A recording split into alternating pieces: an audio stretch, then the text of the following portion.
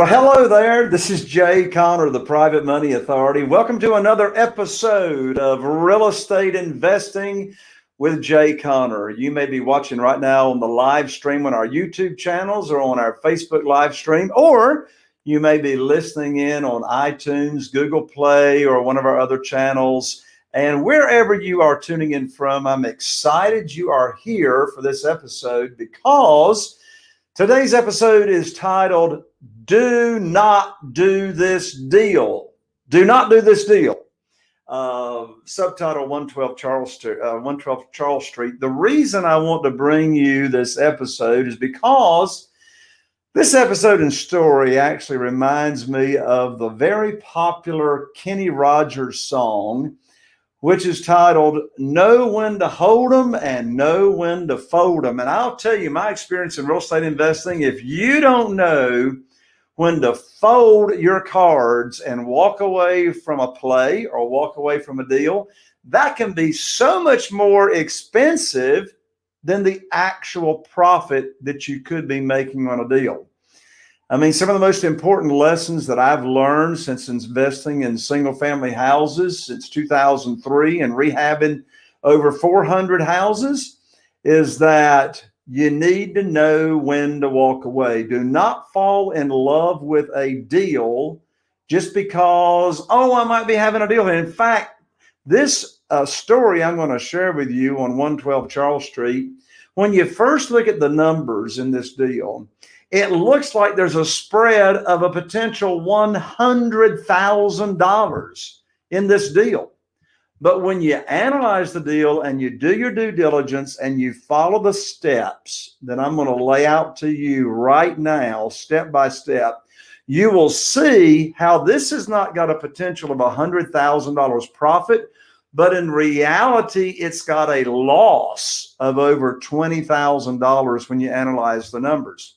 So before I dive into this deal with you, for those of you that are brand new to Real Estate Investing with Jay Conner, here on the show, we talk about all things real estate investing, how to find deals, how to get them funded without relying on banks or mortgage companies or your credit, how to sell houses fast, how to automate the business.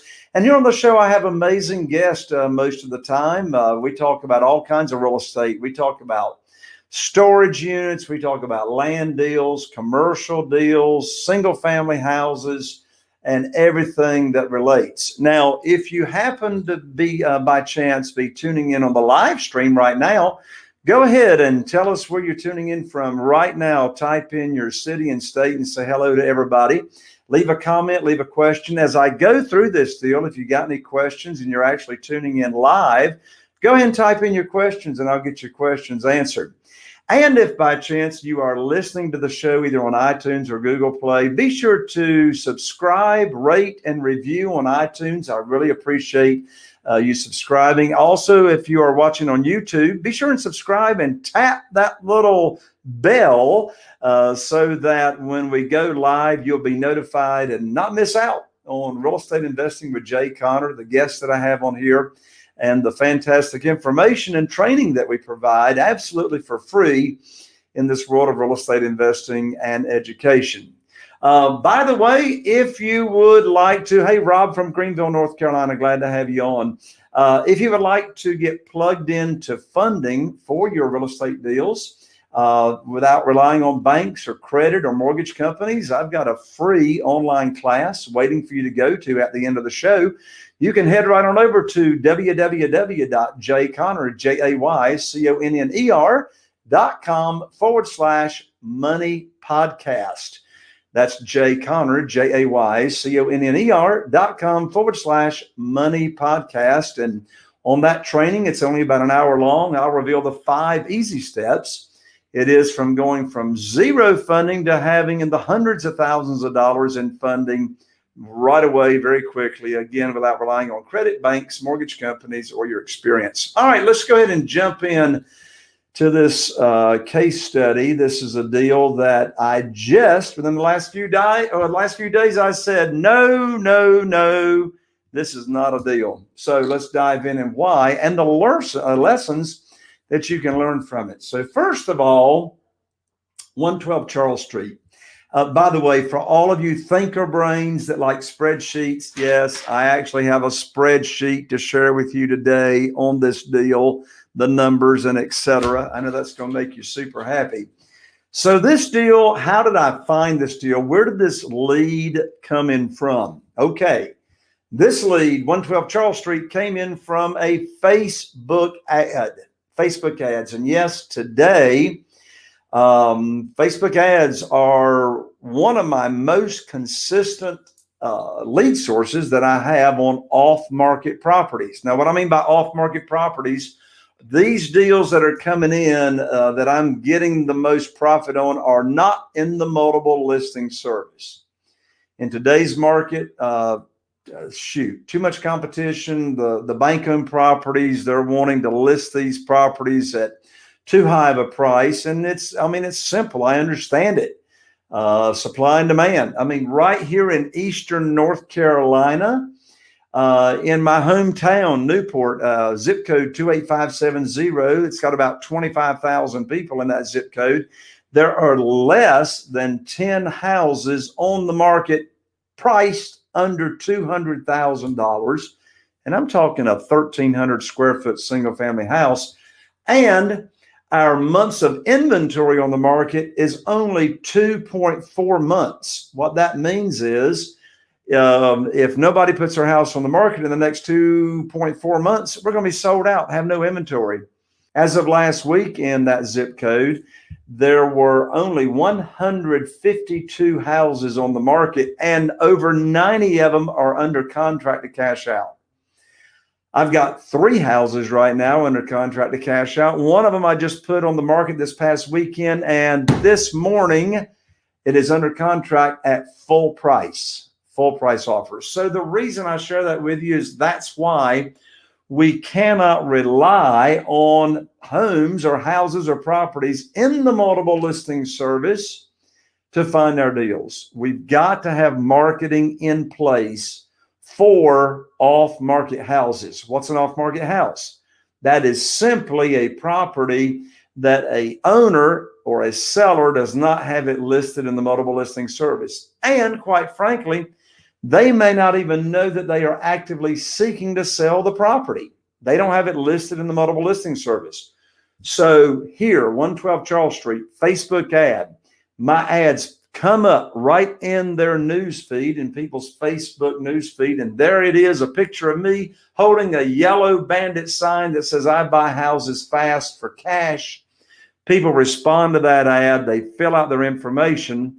And what happens in step number 2 of this scenario? Well, they fill out the information, and their information, their contact information, and information about the property is then automatically sent to my team.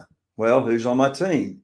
Well, my important person that gets the initial information from all of my sellers. Her name is Kim, and she is my acquisitionist. Well, what in the world's an acquisitionist? Well, my acquisitionist, Kim, does what I used to do, and that is reach out to all of my motivated sellers that are responding to my marketing, gets the completed property information filled out, all the information about the property. So that's what Kim did. Information from this owner of this property came in, her contact information, the seller, the information about the property, and now Kim gets them on the phone and gets all the information. That's step number 2, getting the property information sheet filled out completely. Mortgage information, is it free and clear? What's the condition of the property? What's the asking price, and etc. Step number 3 in this deal. So Kim gets the information filled out, and all that information is now sent to me by the software that we use to communicate with each other. She's not emailing me a property information sheet. We use a CRM, a customer management software system that gives me all the information on the properties from sellers. So now here's the step. It comes to me, and now I quickly analyze the deal. All right. How do I analyze the deal? Well, I look at, first of all, where's the property located? I'm familiar with the areas around here. I've been investing since 2003 here in the local area. So I look at what area it's located. I look at what the asking price is. Now, I do not know at this point in time in this step as to what the actual after repaired value is, but I got a pretty good idea because I'm familiar with the area. I know this particular property has got approximately 1,600 heated square feet.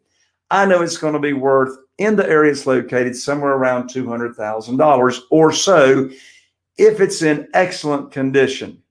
Well, I take a look at what is owed on the mortgage.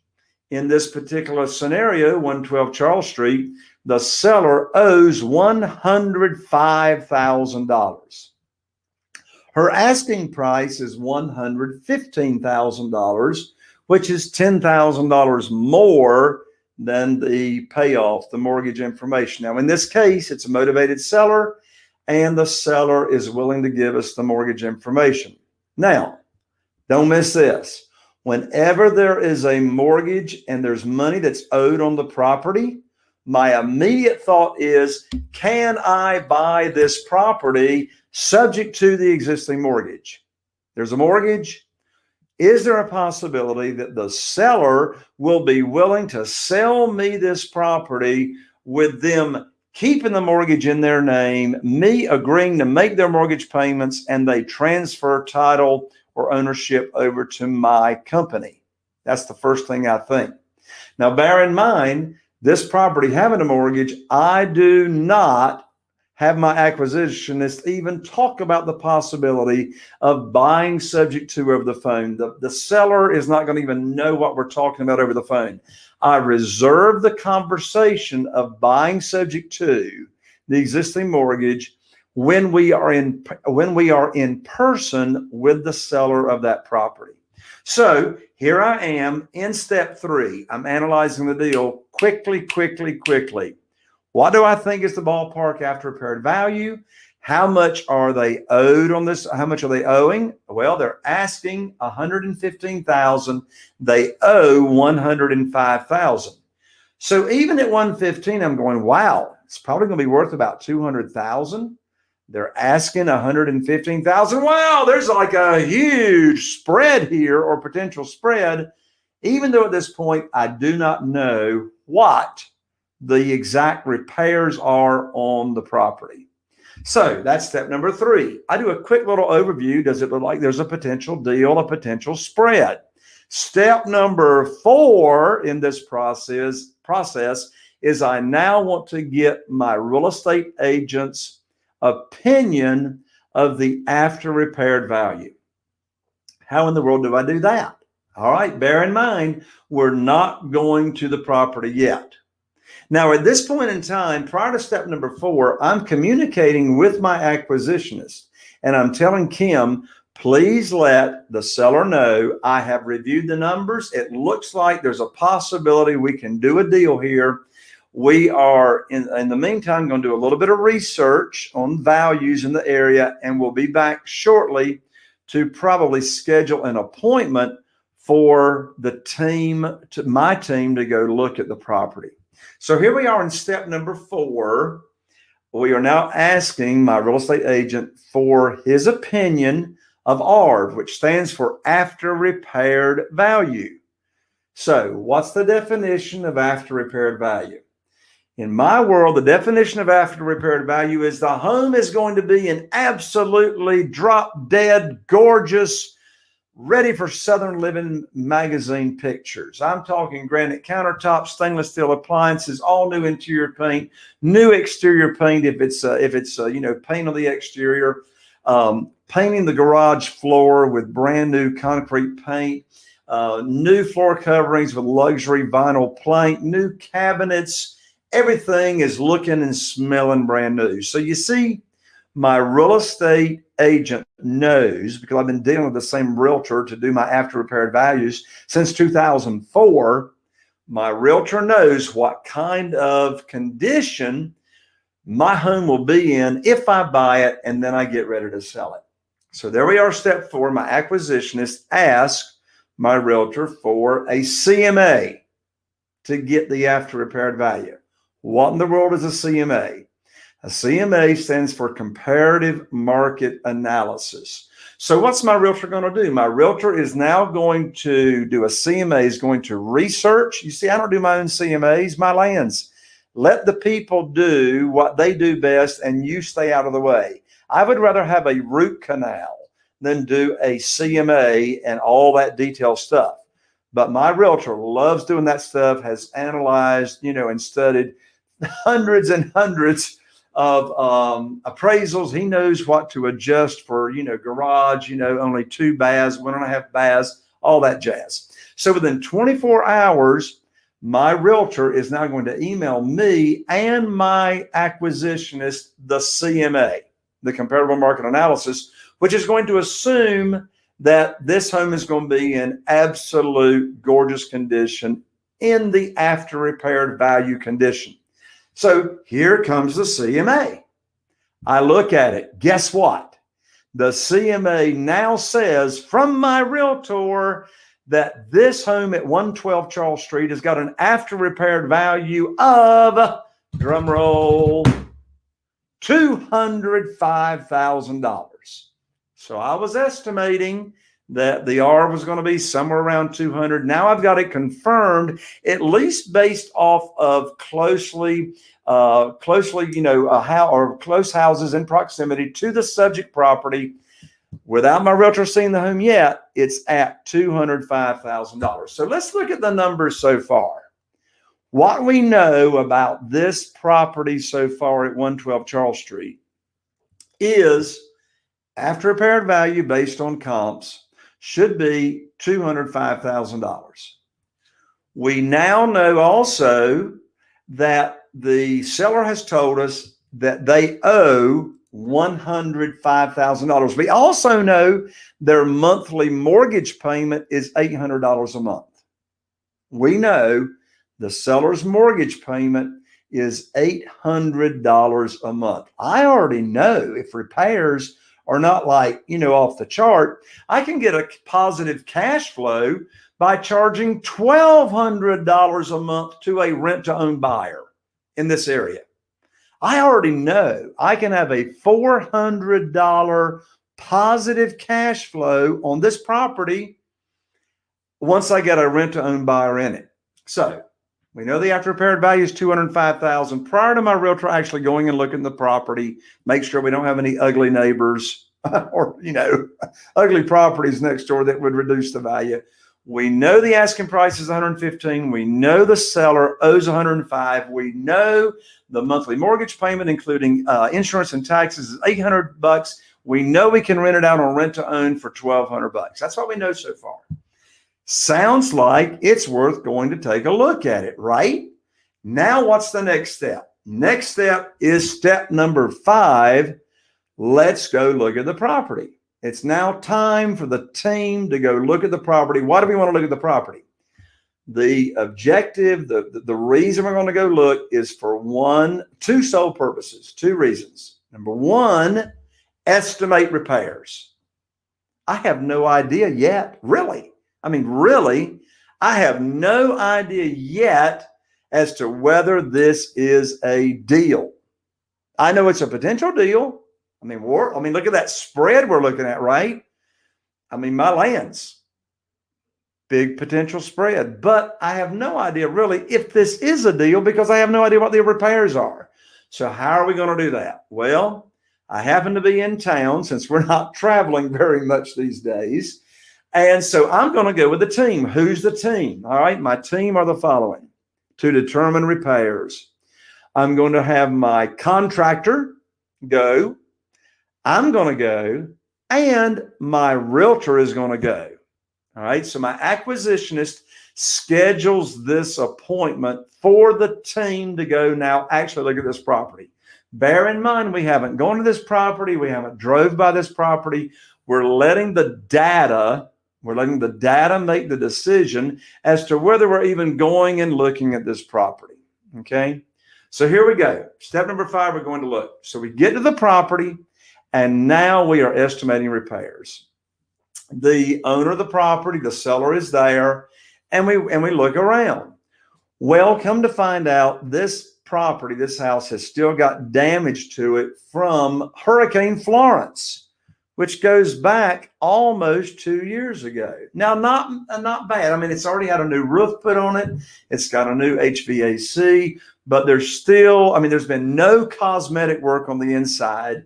We still got leak stains on the ceiling. I wish I had pictures to show you. There's still a hole in the ceiling of the living room, right?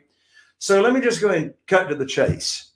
I go through I have my crew leader, right? You will have a contractor. I have my crew leader go. So we estimate repairs. Now, here's the deal, folks. Here's the deal. This house has only got 1.5 baths. Big problem. Big problem. Thank you, OG, for the feedback there. Great info. Well, hey, OG, hang in there because we're not to the conclusion yet. Everybody hang on. Here we go. This property's only got 1.5 baths. It's split level, and the owner of this property, when they had kids living in the house, they've already converted the garage into heated and cooled living space. They have converted the garage into 2 more bedrooms. So now, as this house currently is, it's got not 3 bedrooms, it's got 5 bedrooms and 1.5 baths.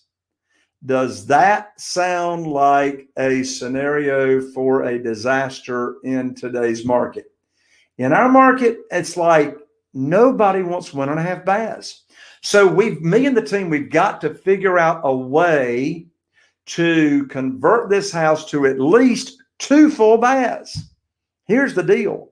In this house, the principal bedroom is upstairs, and the bathroom for the principal bedroom, the private bath, is only a half bath. Oh my lands. And it's only a half bath, and the principal bedroom is not that big. You cannot put a king-size bed in this bedroom that I'm talking about. So now we have to approach this property about where we're going to put a full bath. So the best scenario we can come up with is convert the garage that's already been converted into heated and cooled space, convert this garage into the principal bedroom suite with a large principal private bathroom. So we estimate it's going to be $10,000 at least to convert that garage that's already been converted into 2 bedrooms into a complete principal bedroom bathroom suite. That would leave all the bedrooms are upstairs right now.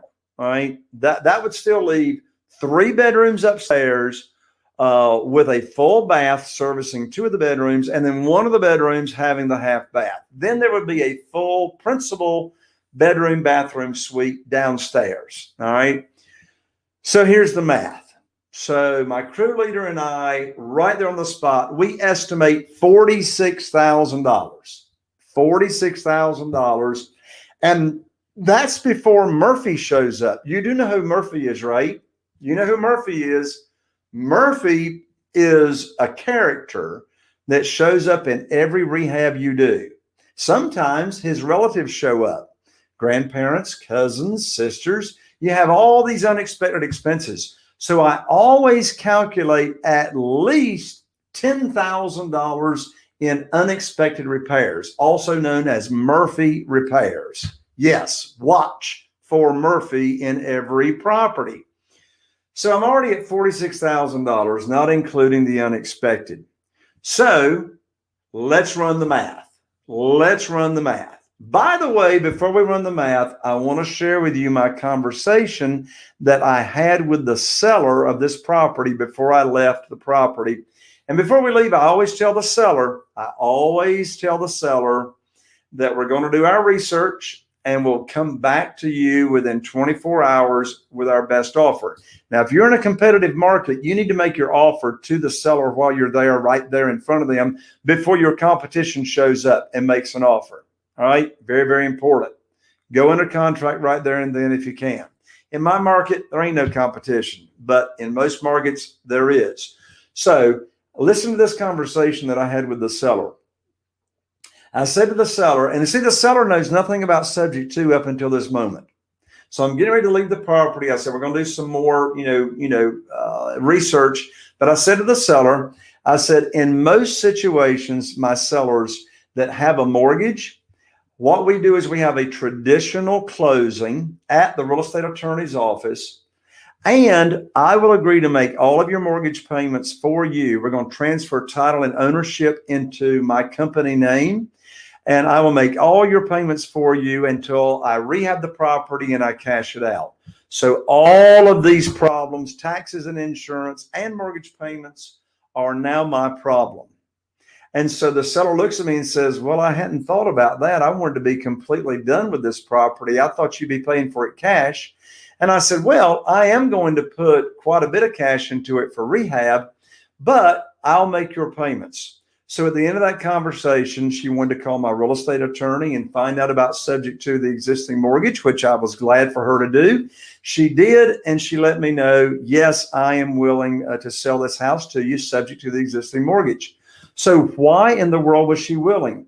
She needed debt relief. She needs debt relief. She's making this payment. She's already moved out to another house, and this monthly mortgage is drowning her. She is current on her payments, but she needs debt relief big time. She agrees to sell to me on subject to the existing mortgage. So back to where we are. We're now leaving the property, and I now know the repairs. Well, let's run the math. This is now step 6 is constructing the offer to buy it subject to. Now let's run the math. Step number 7 is running the math. And what is it that always makes the decision on whether you buy a property or not? And that is the math. What's the math? When you are putting any kind of money in the property, and by the way, I'm not putting $46,000 of my own money in this property. I'm going to use private money to fund the rehab of this house. So I will buy it, if the math makes sense, I will buy it subject to the existing mortgage, and I'll use private money in a second position for the rehab. Now, by the way, remember, she's asking $115,000. So let's run the math. The math is the Mayo formula.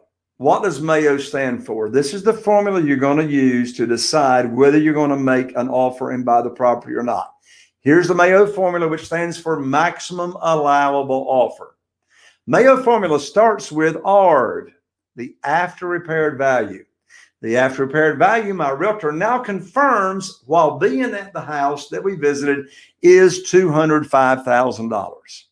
So now we take ARV, $205,000, and using the Mayo formula, we're going to multiply $205,000 times 70%. $205,000 times 70%. That's your profit that you are calculating into this formula. So $205,000 times 70% equals $143,500. 205,000 times 70% equals $143,500. Now we're going to subtract repairs, $46,000. Well, let's do that. That's going to give us the maximum allowable offer right there, but we never make Mayo. We never offer Mayo. We're going to give ourselves a $10,000 buffer. So let's run the Mayo formula. $205,000 times 0.70 equals $143,500, as I just said. Now we're going to subtract repairs of $46,000. There's Mayo right there. Maximum allowable offer is $97,500. Oh my lands. The maximum allowable offer is way below what the seller owes of $105,000, right? I mean, they owe 105. They're asking 115. Mayo maximum allowable offer is 97.5, but look, that's not the maximum offer we can make. Remember, we've got to subtract an additional $10,000 for Murphy, the unexpected. So actually, the offer I can only make on this house is $87,500. That's 205,000 times 70% equals 143.5. Less repairs of 46,000 equals 97.5. Less $10,000 for Murphy, the unexpected, maximum $87,500. And my lands, she owes $115,000. Well, the lessons are not over yet. Hang on with me one more second and we'll be done with this show. So I said, let me get 2 more estimates. So I know my crew leader, we can do it with the crew for 46,000 and an account for an additional 10,000. So what do? I get a bid from a contractor that I know and trust. Look what my contractor's bid was at his cost. 64,000 there at the bottom, $64,680. But look, with his profit, his charge to me is $76,000 plus dollars. My lands, that's $30,000 more than the crew. I had another contractor bid, and look, for all you thinker brains, yeah, there's all the line item budgets. There's all the line item budgets, right? Had another contractor come in at $66,000, so I confirmed that me and my crew were coming in at the best at $46,000. What's that lesson learned? Always get multiple bids just to be sure you're getting the very best deal, right? So there you have it, folks. The math makes the decision. 87,000. And look, that's not even taking into account that half. Well, that does take into account converting the half bath, to a full bath. So I looked at this a different way. I said, look, what if I don't do that garage conversion? Why don't I just, do the rehab and sell it on rent to own? Well, my lands, my repairs are still at $36,000. I looked at doing it on a work for equity. Too much work to do. So we sliced it, we diced it, we carved it up every way that we could. And now step by step, in this example of 112 Charles Street, when to hold them and when to fold them. There you have it, folks. Another episode. If you liked this episode, be sure and subscribe, rate, and review. Give us some comments there if you're on YouTube. If you're listening to us on iTunes, Google Play, be sure and give us some feedback. We appreciate all your feedback, and I appreciate you being here. I'm Jay Conner, the Private Money Authority, wishing you all the best. And here's to taking your real estate investing business to the next level. I'll see you on the next episode of Real Estate Investing with Jay Conner. See you on the next show.